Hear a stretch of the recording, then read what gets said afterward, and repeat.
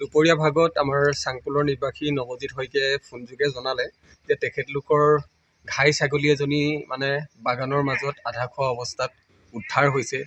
তেখেতৰ সন্দেহ হোৱাত আমাকো ক'লে যে এইটো আহকচোন, এনেকুৱা ধৰণৰ এজনী ছাগলী আচলতে অদ্ভুত ধৰণে কিবা হিংস্ৰ জন্তুৱে খোৱাৰ দৰে তেখেতে অনুমান কৰি আমাকো মাতিলে। আমি আহি চালোঁ যে হয়, ছাগলীজনী এটা কিবা হিংস্ৰ জন্তুৱে খোৱাৰ দৰে এটা মানে পৰিৱেশ হৈ আছে। গতিকে আমি লগালগ বৰপথাৰ ফৰেষ্ট বিভাগৰ লগত যোগাযোগ কৰিলোঁ। ফৰেষ্ট বিভাগেও তেখেতলোকৰ বিষয়াই গোটেই পৰিৱেশটো চালে আৰু তেখেতলোকে অনুমান কৰিছে যে এইটো বাঘজাতীয় হিংস্ৰ জন্তুৱে ইয়াক ভক্ষণ কৰা বুলি জানিব পাৰিছে। আৰু এটা কথা, গোটেই যেতিয়া পৰিৱেশটো তেখেতলোকে চাইছে তেতিয়া আৰু এজনী মানে কুকুৰ, আচলতে ওচৰৰ মানুহ এঘৰ এজনী কুকুৰো তাত তেখেতলোকে পাইছে। কুকুৰজনীও মানে ডিঙিত আঘাতৰ চিন আছে, কামোৰাৰ চিন আছে। গতিকে ফৰেষ্ট বিভাগ আহি গোটেই কথাখিনি চাই চিতি গাঁওবাসীক জনাইছে, সজাগ হ'বৰ বাবে জনাইছে।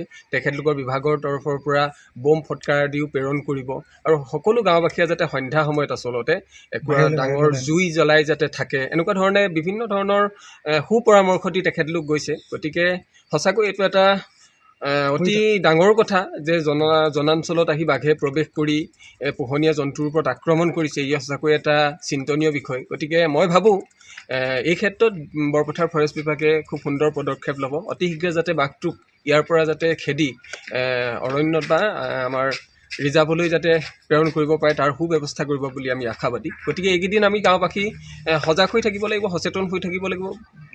ফৰেষ্ট ডিপাৰ্টমেণ্টৰ যি পৰামৰ্শ, আমি পৰামৰ্শ মানিব লাগিব। কেতিয়াৰ পৰা হেলে ছাগলী?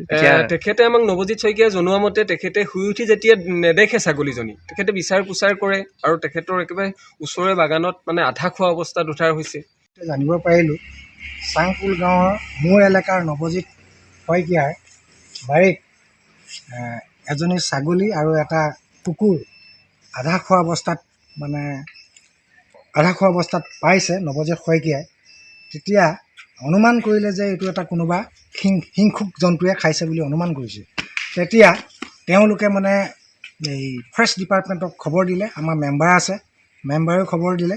খবৰ দিয়াৰ পিছত ফৰেষ্ট ডিপাৰ্টমেণ্টৰ মানুহ আহিলে। তেওঁলোকে অনুমান কৰিলে যে ই নিশ্চয় হিংসুক জন্তুৱেই হ'ব। এতিয়া তেওঁলোকে এটা আমাক পৰামৰ্শ দি গ'ল, ৰাইজক দি থৈ গ'ল যে গাঁওখন সজাগ হৈ থাকিব লাগে আৰু এতিয়া গধূলি বম বাৰুদ ফুটুৱাই যাতে বাঘটো ওলাই যায়, সেইবাবে খেদি পঠাব লাগে আমাৰ গাঁৱৰ পৰা।